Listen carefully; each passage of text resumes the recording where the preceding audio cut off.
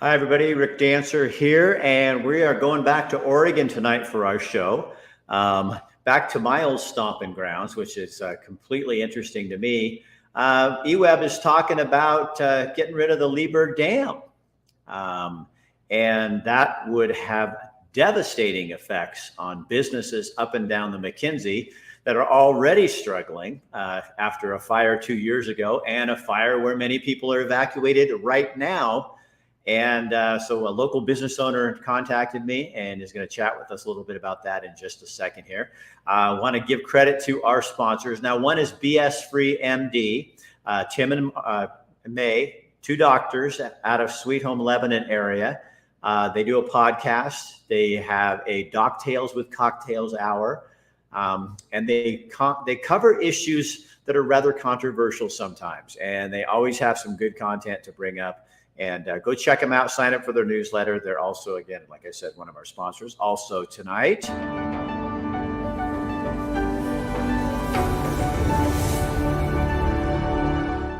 New Leaf Hyperbaric and Wellness Center. Matt McCarl over at New Leaf just got a new toy. It's a portable sauna that's infrared lights. You can sit in it and have that infrared effect on your body while at the same time getting that heat. It's their newest toy. Matt is not shy when it comes to getting things. He has lots of infrared light equipment, a light bed, and of course the hyperbarics and massage. So get a hold of him if you're looking for something like that. Also,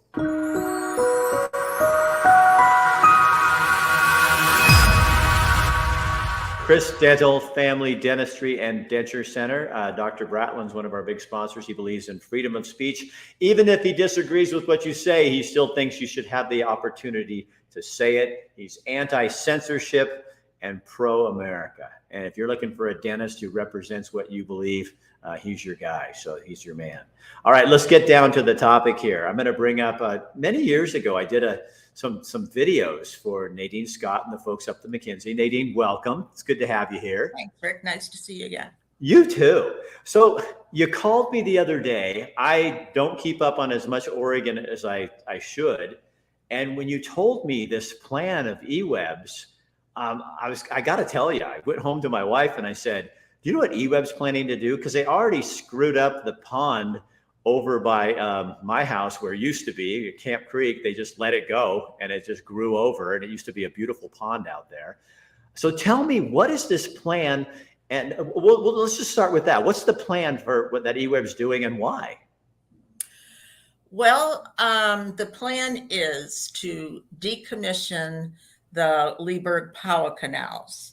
They've been drained for several years now because they weren't up to the Fed regulations to relicense them. And they've decided for some reason to throw in removing the dam, and the hatchery, of course, will go away because the dam feeds the hatchery. Right. And then the lake. They want to drain the lake and put it back to the natural river. Well, my concern is, okay, if you can't relicense the Lieberg canals because it's too costly, that's fine. Decommission them, even though I think we should keep every bit of green power that we have and not destroying it. But I think they should have two separate issues here. One is producing power, electricity, and the other is, why are you taking out a dam that functions properly, that you just spent $5.6 million rebuilding the roll gates on? And then if the dam goes away, the hatchery goes away, and the dam has two fish ladders. And then the lake is a whole, it wraps into this because tourism is the main economy in the McKenzie River Valley. That really is your economy. I mean, you don't have anything else. There's lumber companies up there logging, but that doesn't provide a bunch of money for the business community. No, it doesn't. And we did a transportation count through Lane County and ODOT, and there's 100,000 cars that come over that dam every year to visit the hatchery and the lake. which Wow. means like 200,000 people. And so if those 200,000 people go away, these businesses are going to be forced to close. And, if businesses close, the housing market is going to plummet. And also Lane County is going to lose a bunch of taxes if, the housing market goes down. So there's a lot of issues going on here, but one thing eWeb won't answer for us is, why are you wrapping this into one? Why isn't it two separate issues? Because you've been riding them, haven't you? Yeah, for over almost a year now, we've been going to their meetings and sending letters and doing interviews with their, trying to do interviews with their commissioners, because we don't have a commissioner on their board that represents this area. They are Oh, city that's council. nice. Yeah, Oh, because they're that's so the way yeah, this works is that's the city of Eugene, and the commissioners come from city of Eugene. So yeah. none of their decisions really affect their election base because you guys have no voice. We have no voice. No. So And how much would it cost to tear out that dam? That's got to be, excuse the pun, but damn expensive. well, the total cost to decommission the canals and take out the dam is $220 million. And they don't even have all the answers or the facts yet. So that's a baseline. So what's so weird to me is, in a time when right now Portland General Electric has issued a warning to its customers up in the Portland area that the power grid is in danger of going down because of the hot weather. They're asking people to put their air conditioners at 78 degrees. And they're also asking people, they say it's so serious, they're asking them to take out any charging units for phones that aren't being used because it uses a tiny bit of electricity. Wow. So that sounds pretty desperate to me. And now you've got eWeb. Wouldn't it be, in an era where we're running out of energy sources, why would you not fix those dams and those waterways to get whatever energy we can? Because it's not like it's infinite. Well, and the thing is, the dam does not produce power. So why are they taking the dam out is my question. They say it's too costly to repair the canals, which it might be. Right. I haven't really done much research on that because I'm on a different, mission, you might say. Right. That's And not your so, deal. yeah, well, it is, because it's going to affect our area. All the wells that now pump out of the canals are going to have to pump new wells, all those houses. And Oh, seriously? yeah, and the water table there, one of the people has a blueberry farm down there, and he checked into pumping a well, and it would have to be a commercial well, and it was going to cost him $60,000. But they said, if you stay to surface water, we'll allow you to do that. But if you go hit groundwater, you can't use your well. So now he has to spend $60,000 and maybe not be able to use his well.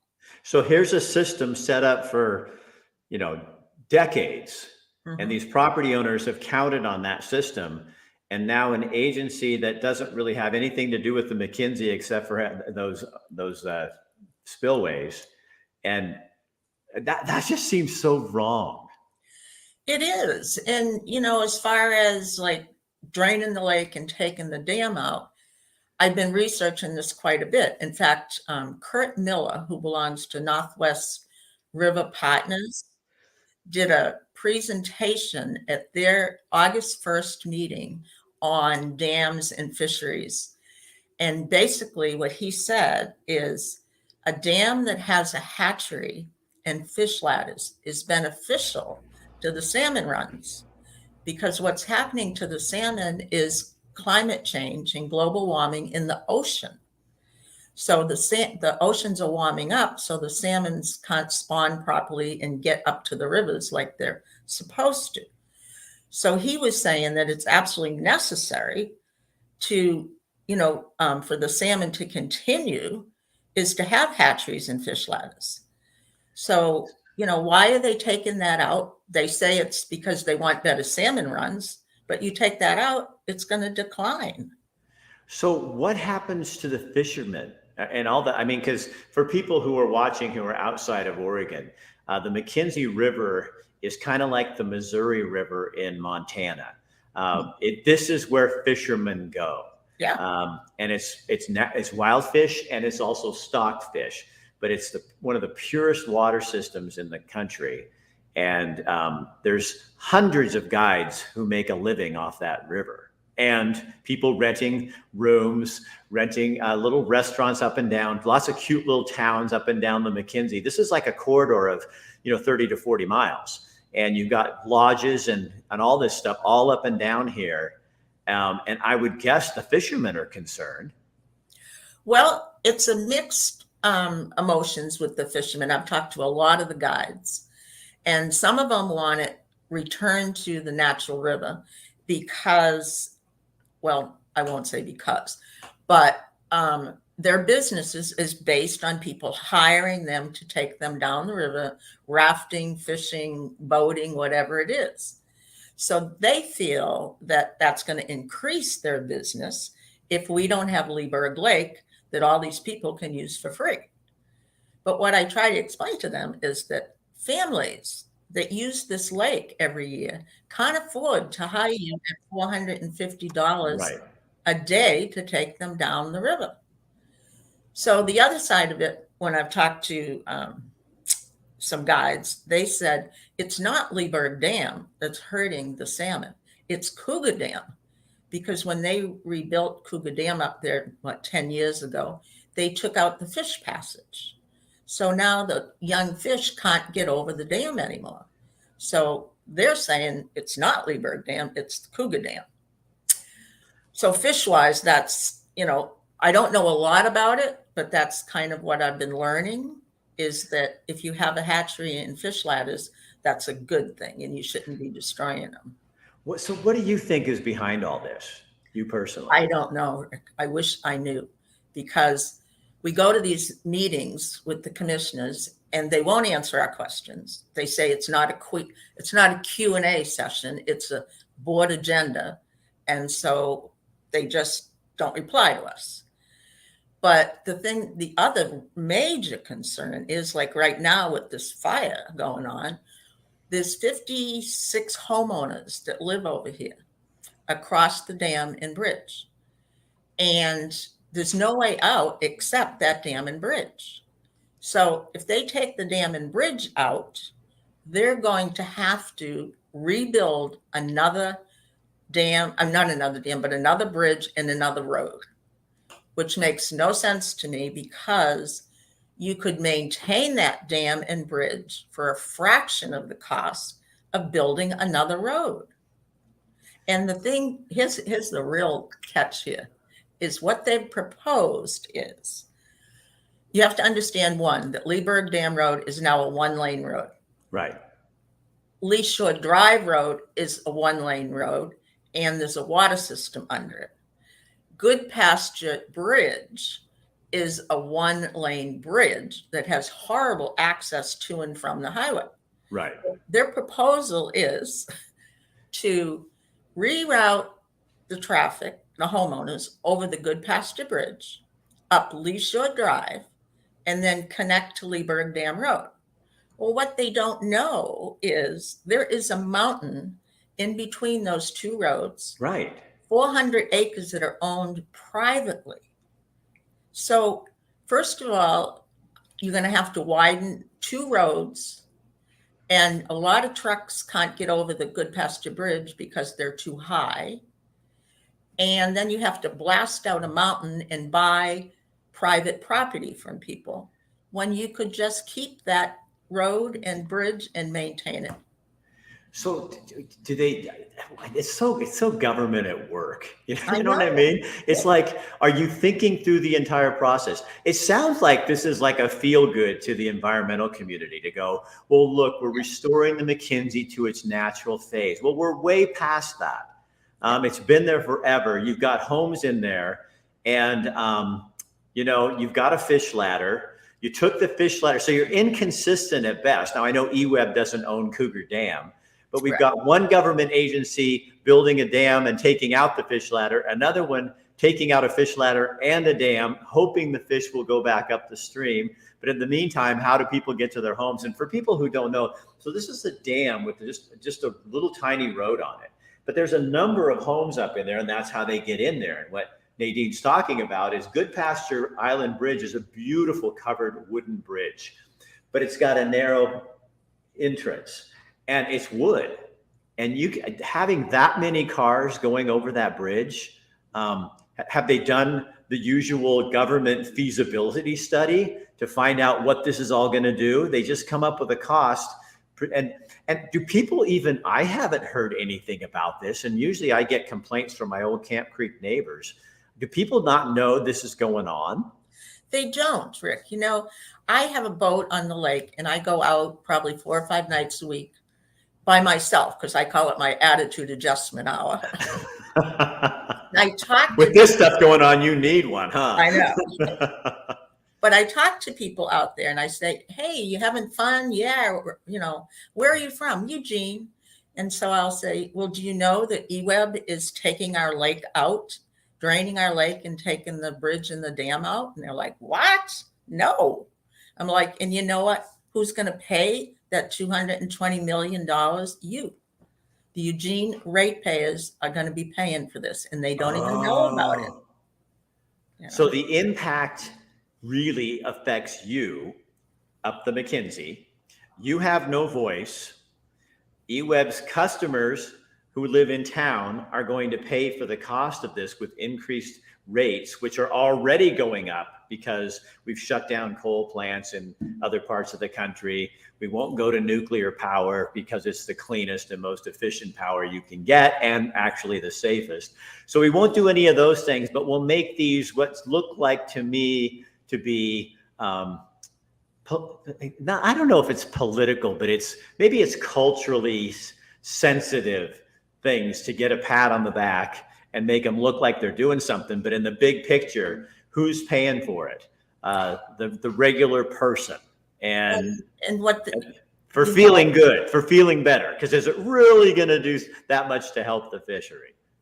And the other side of it is, Rick, there's several thousand EWEB ratepayers that live up the McKenzie, and we don't have a voice, and yet we're going to have to pay for this also. Now, yeah, because I was on EWEB. Yeah. Oh, yeah. Wait a minute. Yeah. That's 100. I didn't even realize that. I lived on Camp Creek off the McKenzie River. Mm-hmm. I had EWEB power, but I could never vote for a commissioner. Nope. That's like taxation without representation, but it's not really taxation, but it's still, I don't think our founding fathers would approve of that. Well, we approached them one time and we said, how do we get a voice on your board? And they said, you'd have to change the city charter. And I said, no, we shouldn't have to do that. Right. You should have to do that because you need to represent us out here. And they're like, they just laughed like, you're crazy, lady, go home. So how do people in the chamber, because how many businesses do you have up there? I mean, and I know you can't do, because there's Airbnbs, there's right. little lodges that don't belong, but how many that you know of does this impact? I would say about 40, 45. Yeah. And then in terms of what does that do to property values? Well, that's my other point is, you know, my husband and I bought on the lake in 1997, I think it was, because we wanted to live on the lake. The lake is very usable water for families and friends, whereas the McKenzie River is not. You know, it's cold and it's swift and it's dangerous. And we lived on the river before we came here. And so all these other people that bought on the lake bought for the same reason, so we can use the lake. And now they're going to take that away from us. And, it's going to devalue our properties. And like my husband and I, this was our retirement investment, and so we're going to lose. So what do you say to the people who are going to buy into the message that, well, it's going to be better for the fish? It's not. Now that I know more about dams with hatcheries and fish ladders are going to be a necessity in the future, I don't agree with that at all. I don't agree that taking the dam out is going to be better for the fish. So isn't this just like humanity is, you build a system, it's obviously working. So now you tear it down and then watch. In 10 or 15 years, they'll have to put a new fish ladder or something. Because how do you rebuild that to make it like a regular stream and take that out? Well, I guess that's why it costs what, $240 million. And that's the basis. They haven't even done their homework yet, and they'll tell you that. Right. So that's just the basics to take out the dam and shut down the canal system. They aren't considering yet how much work's going to have to be done on the Goodpasture Island Bridge, on the road that takes people down there, and then getting that road past that mountain. How much do they have to pay those property owners, and how that affects them too? Because if they, they'll pay a market value, but they're going to, what is that when they basically, force you to let them bring their road through there? Yeah, they'll use condemnation to do this. So all the shit you're stirring up, not you, them, and you don't even really know the total price tag. So where are they with this vote? Like, is it a done deal? Yeah, I do want to interject one thing, is that EWEB owns the dam and the bridge, but the county maintains the road. So the county would be responsible for furnishing us ingress, egress after they remove all this. But in the meantime, they're going to have to build something first, because we have to have a way to get in and out of our homes. So that would be the county would have to build that? Yeah. So that's good, because that brings all the taxpayers in Lane County into the billing system. So now you've got the city of Eugene, who the people who get EWEB power and pay the rate are going to have to pay for that dam removal. Then the people of Lane County, including Cheshire, Florence, you guys up McKenzie Bridge, everybody's going to have to pay for whatever new road system is figured out. And then if they have to do some work to the Goodpasture Island Bridge or that road or get that condemnation proceedings, that's all going to probably happen through the county. Yes, it will. And, I talked to a road builder and I said, how much do you think it would cost to put a new bridge and road over the river, lake, whatever it's going to be? And he said, at least $10 million. And you know what, Nadine? I don't think they could find approval. They can't tear down the Goodpasture Island Bridge because that's too historic. And actually, it's not Goodpasture Island Bridge. It's Goodpasture. Oh, okay. Goodpasture Bridge. They couldn't tear that down because that's historic. People would come unglued. There'd be a riot, as there should. And but for them, I would love to see them get permission from the Forest Service or anyone to build another bridge over the McKenzie River. I don't think you'd get it. I don't think the government would allow it. I don't think the environmental community. So you're basically screwing yourself either way you go by removing that bridge and that dam. And you could maintain it for the next 100 years for a fraction of the cost of removing it. But see, that doesn't give you the virtue signaling. And that virtue signaling is worth a lot of money to an elected official. I know. So what's the next step? Has this passed or is this still being? No, at the August 1st meeting, they approved the plan. Now they said it could take years to research the plan and figure out what they really need to do, which, this is ridiculous, but it's unbelievable. I said to them at one meeting, I asked them like 3 times, have you checked to see if there's asbestos in that dam? Because in the 30s, when these dams were built, a lot of them were built from Portland Cement Company, and they added asbestos to the cement to make it stronger and, more porous and all that. And so they just ignored me. So finally, this last time I said, have you checked into the asbestos end of it? And they said, oh, no, that's way down the line. We'll do that, years from now. And I'm like, excuse me, that's going to be a huge expense. if there's asbestos in there? And it's going to affect the fish, the water, the air, the people, everybody, you know? And people wonder why we spend so much money through government waste. It's because you got people making decisions that don't know what the hell they're doing. I And said, you know, for somebody at a, go ahead. $35, you could go down and get a tablespoon of that cement and take it into Springfield and have it tested for asbestos. And then we'd all be a lot more comfortable. Well, and then they can go to plan B if they figure out this isn't going to work. But it's like what they're going to do is here's plan A, and they're going to keep going. Oh, well, we got to find another study and another thing, spend all this money. When you get to the end and find out you really can't do it because it's too expensive, when they could have been putting that money into something else.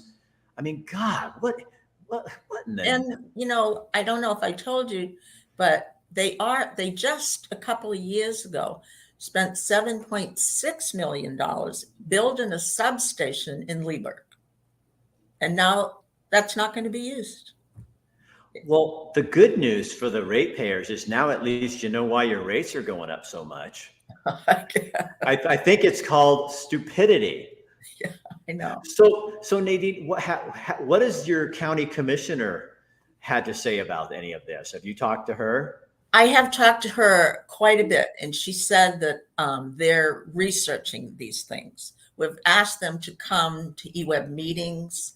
No one has showed up yet, although Heather Buck is our commissioner up here, and she is going to come to our next meeting because we're holding meetings right now at my Vita Windermere office the second Tuesday of every month. And so we're going to try and get her involved in this. I've invited representatives, Congress people. No one shows up. No, they don't care. No. We even last September, I think it was September, October, we had a big Save the Lake parade on the lake. And we invited, media, TV, newspaper, radio, everybody. And they all said, yeah, we'll be there. And the only one that showed up was Ken from River Reflections, which is the local newspaper. Yeah, they're really busy covering underwater basket weaving and the latest indictment, and they got way more important things to do than a truly environmental story and a ratepayers for people. So why did you call me? To get the word out. We need people. We need to get this exposed. I talk to people all the time that know nothing about it, and the TV stations won't come out and interview us. The Register Guard does nothing about it. I called KUGN, and they said, "Oh, it doesn't really sound like something we're interested in." I'm like, "Excuse me, it's crazy. This is affecting a lot of different issues. Not just the lake and the dam and, taking away power, but property values and tourism and the economy and the farmers that you're talking about up there too, their water, I'd be super. And anybody that lives on a well knows that water rights are really, I mean, that's like, that's like gold. Yeah. And if you lose that, what's that guy supposed to do with this blueberry farm? If the water table and the agreement he's had all these years to use that water is somehow changed because eWeb makes this decision. It seems to me that if they make a decision that impacts somebody like that, they should have to do the restitution to make sure he's good with what he gets. You know what I mean? If you're changing it, then to me, the decent thing to do, but the problem is this guy isn't a Eugene Water and Electric Board voter, so it doesn't matter. Wow. Okay, so it sounds like what needs to change is mainly that they have to, you got to get some kind of commissioner that represents other, and really that would be the McKenzie River, because it would be like where I was, Camp Creek, and all the way up. If you have eWeb power, you need to have a voice on that commission. And that's, to me, that's where I would be pushing really hard, going to the county commissioners, going to the state and saying, we need this change because now we're seeing how this affects us. And then when those people start doing this kind of crap, you can vote them out. But right now you got nothing. They don't have to pay attention to you, and they know it. Yeah. And so if you guys could firm that up and get that changed, it seems to me, and it sounds like you got a little time, because honestly, Nadine, what I think will happen, they're going to get into it. But the problem is the government will come up with a grant to pay for it. And then they'll just charge it back to the people of Lane County and the taxpayers. But that's how I'd do it. And I think ratepayers in Eugene, is this what you want to pay right now in a time when agencies are asking you to reserve your energy and they're cutting back on other kinds of energy? And so you're going to take out a dam and raise your rates so that some virtue signaling agency can feel good about the fish? Poppycock. It's all coming to roost. Nadine Scott, thank you for being brave enough. I know we'd asked some other people to come on and people kind of hesitate, but I'm reading a lot these days about bravery and courage, and it's a rarity, and you do get slammed a lot for it, and you get beat up, and I'm sure you have experienced that. Yes. But you know what? In the end, the truth sets us free, and it's and I hope that anybody, I'll mention some stuff as I get off of here, but thank you for bringing this to our attention, and you're welcome. Let me know if anything changes, and we'll put you back on here. Okay. Okay. Thanks, Rick. All right. See you later. All right, there you go, Eugene ratepayers. If you're an eWeb customer, newsflash, your rates will be going up to pay for removal of a dam and the closure of a couple of canals. But there's good news. All of Lane County will end up paying through the nose when they have to build a new road, try to get a new bridge on, which they won't, so that'll fail, and buy a mountain so they can put a road through so people can get to their property. It's your government at work, always thinking ahead and charging you for their stupidity. I'm Rick Dancer. Thank you for joining us. Thank you, Dr. Michael Bratland, for sponsoring us. Thank you, Matt McCarl at New Leaf Hyperbarics and Wellness Center for sponsoring us. And BS Free MD, Tim and May, thank you for sponsoring. Here's some BS Free right here, Tim and May. All right. Have a good day. Thursday, great conversation with a former friend of mine, Bill Heiser. Had a really rough life and has turned it around and found a new life in Texas. It's an interesting story. You're going to love it. He's a super honest guy, so prepare yourself. He'll tell you the truth. I know. That's so weird, isn't it? People who tell the truth. Isn't that why you watch? and send your hate mail to eWeb commissioners in care of Rick Dancer and Nadine Scott.